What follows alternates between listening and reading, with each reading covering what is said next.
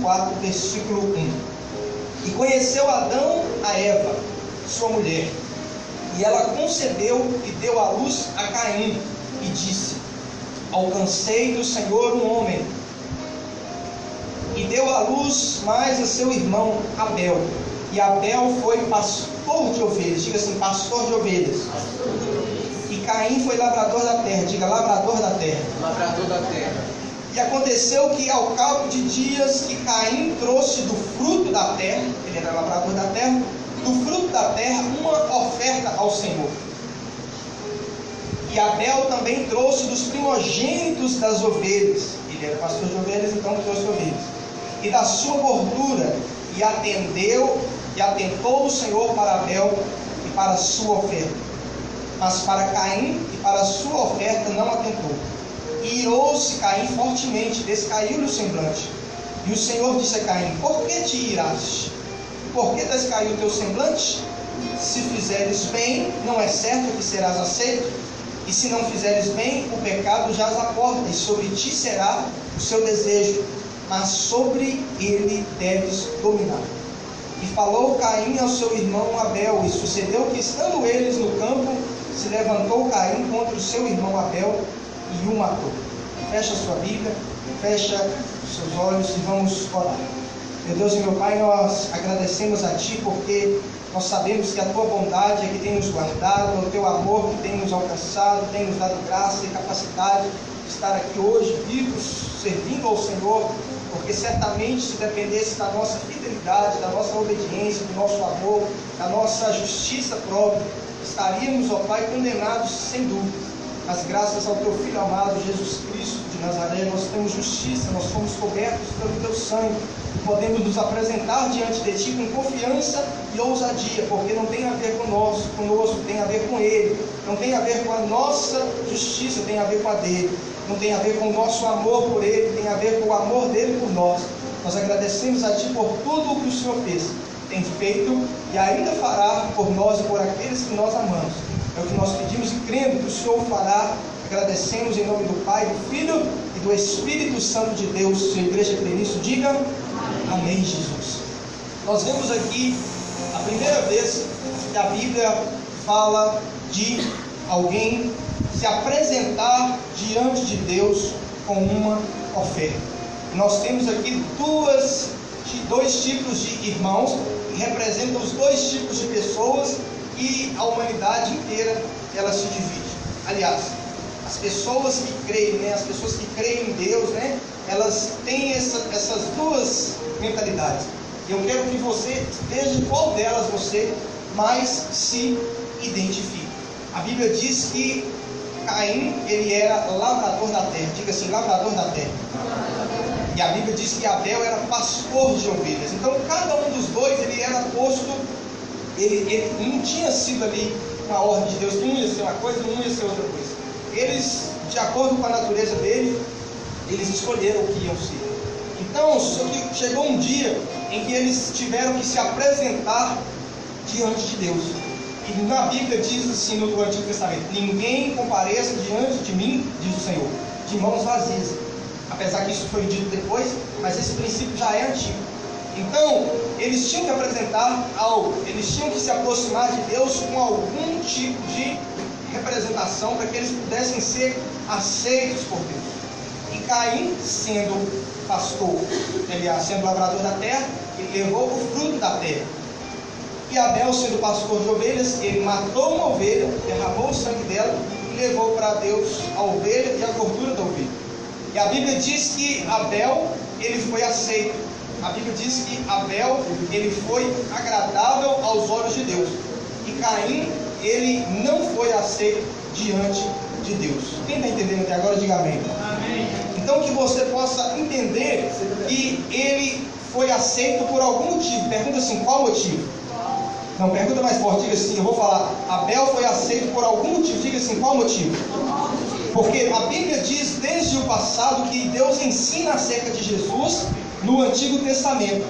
A Bíblia diz, a palavra mostra, os estudiosos acreditam, e é verdade, que o Novo Testamento, ele sempre aponta para Jesus. Diga assim, o Antigo Testamento, Diga assim, o Antigo Testamento sempre aponta para Jesus.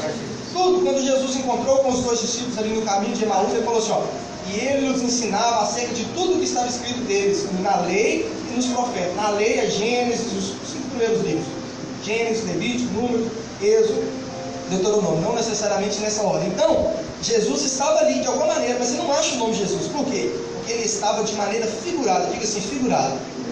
Isso quer dizer o quê? Que ele era representado por algum símbolo.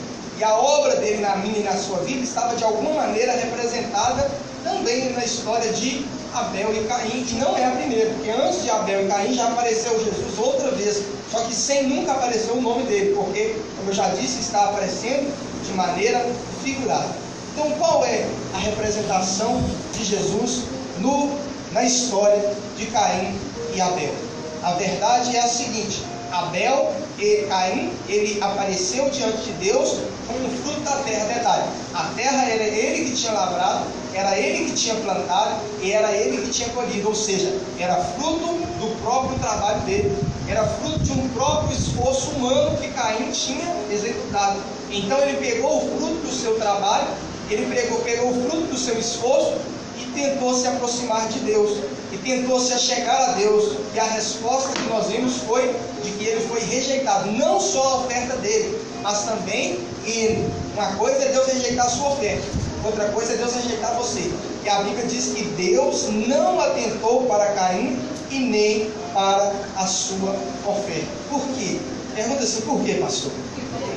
E a Bíblia diz, eu vou responder por quê. E a Bíblia diz também que Deus atentou para Abel e para a sua oferta e aceitou a oferta e aceitou Abel. Por quê? Porque primeiro Deus aceita, no caso ali, a oferta, depois ele aceita a pessoa. Qual que é a diferença da oferta de Caim para a oferta de Abel? A oferta de Caim foi fruto da terra, ele plantou, ele regou, ele colheu e apresentou a Deus, ou seja, é do trabalho dele. Qual foi a oferta de Abel? A oferta de Abel foi uma ovelha morta, com sangue derramado. E existe um princípio na palavra de Deus que ninguém jamais pode comparecer diante de Deus pela sua justiça própria, pelo seu próprio esforço, pelo seu próprio mérito, pela sua própria obediência, pela sua própria justiça. E aquela oferta de Caim, ela representava isso. É algo praticado por ele mesmo.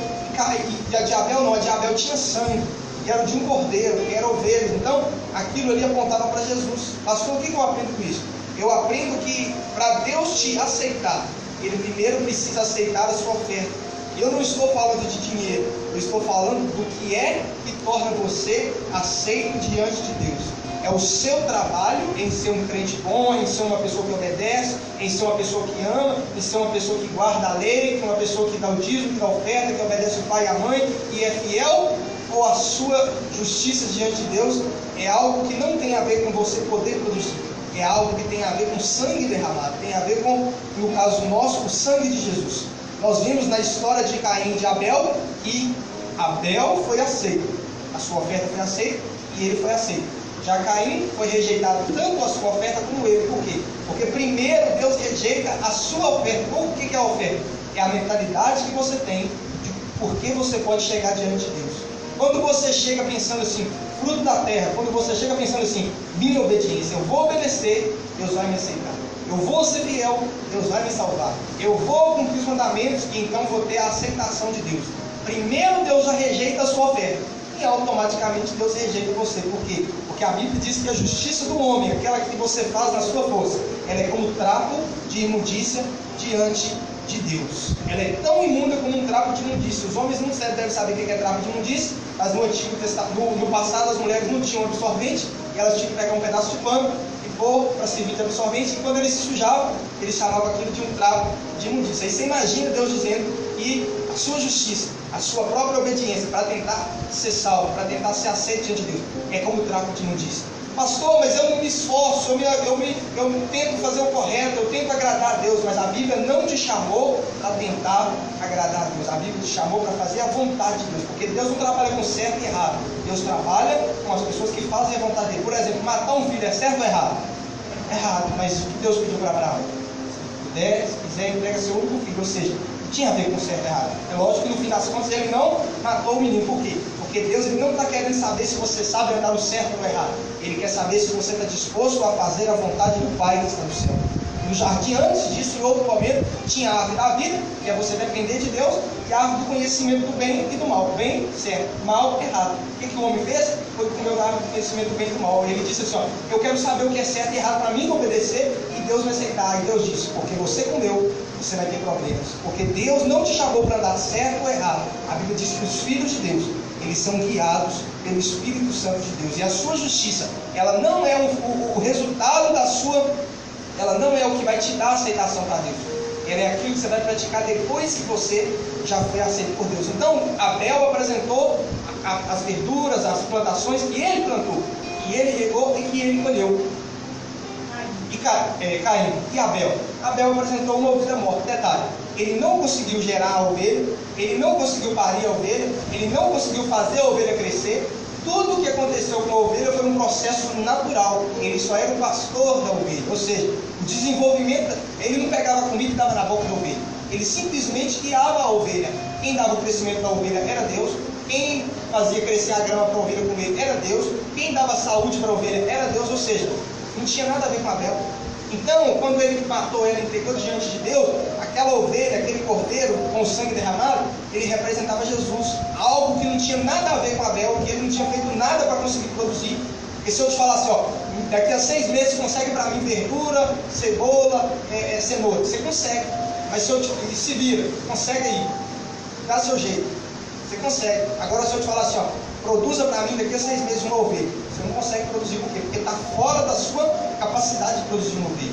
Você precisa das leis que Deus criou. Então, o que eu estou querendo dizer com isso? Que você não é aceito diante de Deus por aquilo que você faz. Você é aceito diante de Deus por causa do sangue do cordeiro que foi derramado ali pela ovelha representada por Abel, que no caso representa Jesus. Diga assim, a ovelha representa Jesus. Então, Abel chegou diante de Deus com sangue derramado. Caim chegou diante de Deus com justiça própria, com o que ele fez. Abel chegou diante de Deus com algo que não tinha ele feito. Ou seja, ele confiou no sangue da ovelha. E Deus confiou também e aceitou. Mas Abel chegou dizendo, olha, eu plantei, eu reguei, eu colhi. Está aqui. Deus disse, você está rejeitado. Por quê? Porque o jeito de Deus aceitar o homem não é o homem fazendo a coisa certa. É o homem se apresentando com a fé correta. Qual é a fé correta? Jesus é o Cordeiro de Deus que tira o pecado do mundo. Você vê que Deus rejeitou a oferta e depois rejeitou ele. Por quê? Porque Deus trabalha pelo princípio do representante. Se ele rejeitar o que você tem para se chegar a ele, automaticamente ele rejeita você. Então, quando você for orar, pastor, por que a gente ora dizendo em nome de Jesus? Você está dizendo assim, Deus, eu estou me achegando, eu estou dobrando meu joelho, eu estou aqui na igreja levantando as minhas mãos, mas eu não estou confiado que é porque eu dizimei esse mês, porque eu fui um bom filho, um bom marido, um bom membro de igreja. Não, porque se for assim, vai ter sempre uma falha. E a Bíblia diz que Deus é um Deus perfeito. E a Bíblia diz que para Deus é necessário que haja perfeição. Diga assim, perfeição. E o que Deus, sabendo que eu e você não éramos capazes de trabalhar e andar em perfeição, o que ele fez? Ele favoreceu as coisas. O que ele fez? Já que o homem não vai conseguir andar em perfeição, eu vou fazer o seguinte: eu mesmo vou me fazer homem, vou descer na terra, vou cumprir todos os mandamentos, obedecer toda a lei, e você, o representante do homem. Todo aquele que crê em mim, no caso Deus, na pessoa de Jesus, morreu. E aí? Quando você se achega para Deus, Deus olha para as suas mãos, Deus olha para a sua boca. O que é que você está confessando diante de Deus? Você está confessando, Deus, olha Deus, o Senhor precisa me abençoar, porque esse mês eu dei o dízimo, esse mês eu ofertei, esse mês eu fui um bom marido, um bom filho, um bom membro. Deus está dizendo, você está rejeitado, porque se você se esforçar para me agradar, por sua conta própria, você nunca vai conseguir atingir a perfeição. Agora, quando você entende que não é por sua causa, que é por causa de Jesus, que é por causa da obediência dele, que você é salvo, você chega para Deus dizendo, Deus, eu sou um miserável pecador, mas eu creio que Jesus viveu a vida que eu jamais conseguiria viver, que ele morreu a morte que eu merecia morrer, que ele ressuscitou e está sentado à sua destra a interceder por mim. Então, em nome de Jesus, me aceita. Você não fez nada e Deus disse, entra, você aceita, você é bem-vindo. Por quê? Porque agora você tem sangue te representando. Você não está com fruto da terra, você está com ovelha derramada. Quem está entendendo, diga amém. Então você precisa ter essa consciência de que Deus não quer que você apareça. Pastor, então e a minha obediência? E eu fazer todas essas coisas que o Senhor falou? Vem depois. Ela vai ser o fruto da sua salvação. Não é você fazer para se chegar a Deus e então ser salvo. É você ser salvo porque é salvo começar a fazer coisa de alguém que é salvo.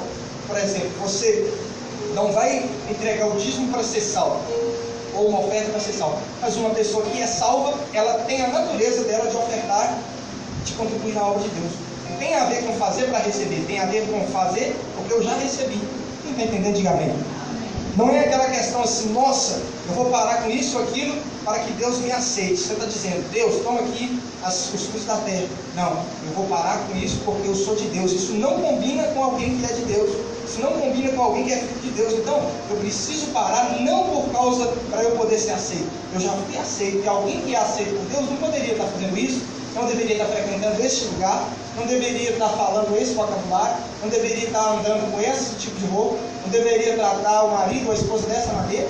Não é que você vai fazer que Deus vai te aceitar. Você vai ficar consciente de que Deus te aceitou e isso vai te dar força para poder obedecer.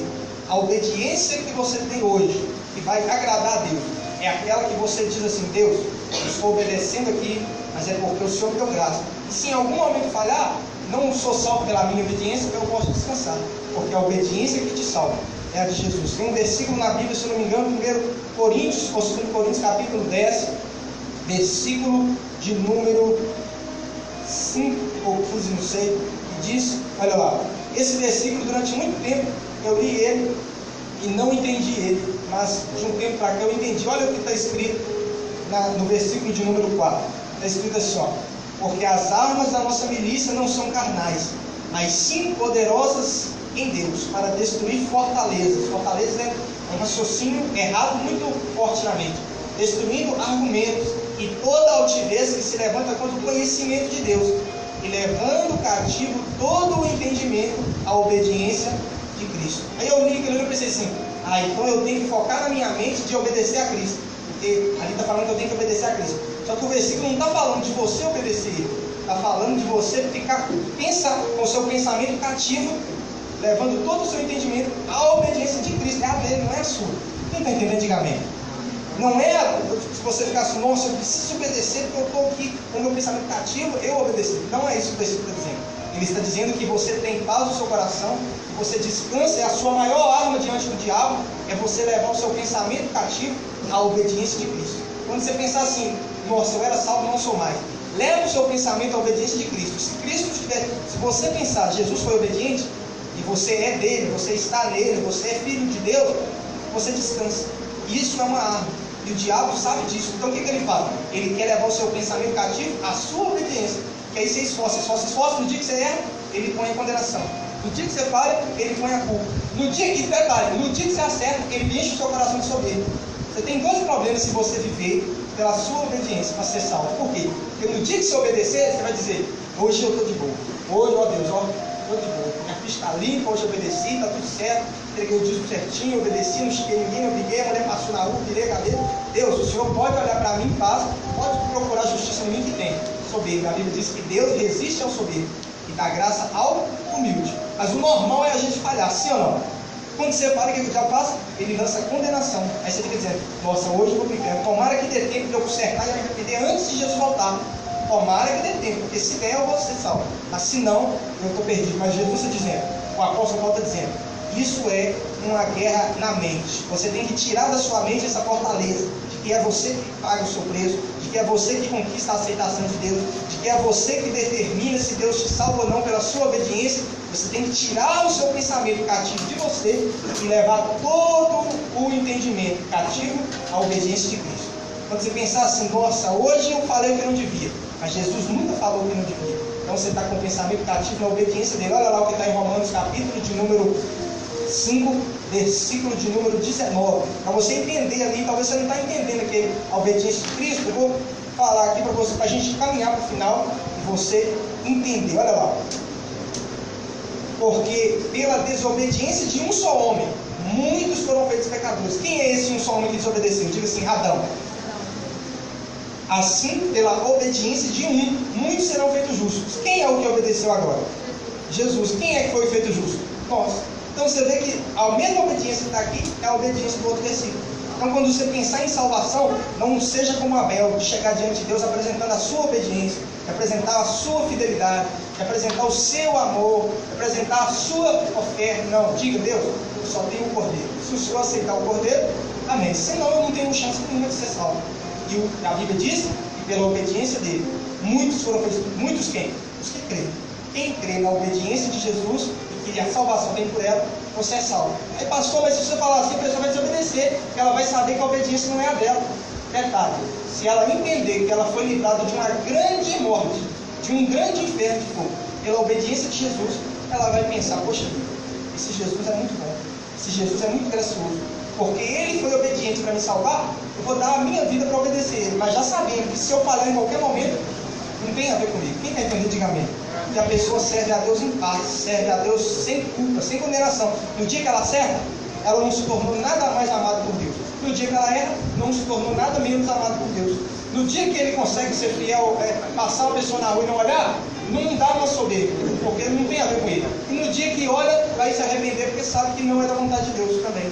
Então o pensamento muda só de ordem. No Antigo Testamento você plantava e colhia. No Novo você recebe de Deus a salvação e agora você vai plantar. Você recebe dele a justiça e agora vai ser justo. Você recebe dele um salário e então você honra ele com a primeira parte. Qual que é a mentalidade que muitas pessoas ensinam? Olha, faz que Deus vai te dar. Aí a pessoa faz, aí ela fica lá dizendo assim, ó Deus, eu estou esperando, estou te aguardando, eu plantei e fiz a minha parte, agora o Senhor faz a sua. Ela fica sempre com Deus em débito com ela, porque na verdade aquilo que ela deu, ela já tinha que ter dado por gratidão, porque ela recebeu antes. Quem está entendendo, diga amém. Então a sua mente diante de Deus tem que ser, Deus não te deve nada. Fala para a pessoa do seu lado assim, Deus não te deve nada. Tem gente que dá o dízimo e fica dizendo assim, ó Deus, ó, dei o dízimo, se qualquer coisa estragar, o senhor tem que repreender o devorador. Aí ela fica cobrando de Deus. O que ela está querendo dizer? Pastor, existe isso na Bíblia? Tem, mas está no Antigo Testamento. Você foi chamado para viver o novo de Deus. Quem está entendendo, diga amém. Qual que é a mentalidade do novo? Você recebeu. Deus, sua obra precisa. Vou semear a parte. Porque às vezes quando a pessoa tem uma revelação maior, ela dá até mais. Por quê? Porque não é pedindo para Deus fazer nada. É grato porque Deus já fez. Tem a pessoa que fala assim, eu vou... Quando você obedece com esse entendimento, você é aceito por Deus. Amém ou não amém? Então precisa mudar. Pastor, você já falou isso, por que você está falando de novo? Para mim demorou muito tirar da minha mente isso. Eu ficava pensando assim, nossa, hoje eu errei, hoje deu ruim. Aí um dia que eu acertava, eu falava, eu ia orar com o coração cheio de convicção, mas não sentia a presença de Deus, não sentia nada. Por quê? Porque eu ia confiado no que eu plantei e no que eu apresentei a Deus. Mas quando eu entendi que não tem a ver comigo, tem a ver com a obediência dele, você entende que você deve a Deus gratidão. Você deve a Deus amor. Ele te amou, você ama ele depois. Não é porque você ama ele. Pastor, isso é um amar. Aí é o seu coração que é ruim. Porque quem é grato, quando é amado, ama de novo. Quando recebe uma coisa, quer retribuir. É o natural de qualquer pessoa que é grata. Sim ou não? Então quando a palavra é pregada, os salvos se dividem em 4 grupos. Quem nem entende, quem tem um coração como pedregais, quem tem como espinhos, e quem tem um coração que é terra boa. Se eu te pregar que Jesus, você é salvo pela obediência de Jesus, e o seu coração for uma terra boa, você vai dizer, nossa, então esse Jesus pode falar o que ele quiser, que eu vou tentar obedecer para agradar a ele, não para ser salvo, para agradar.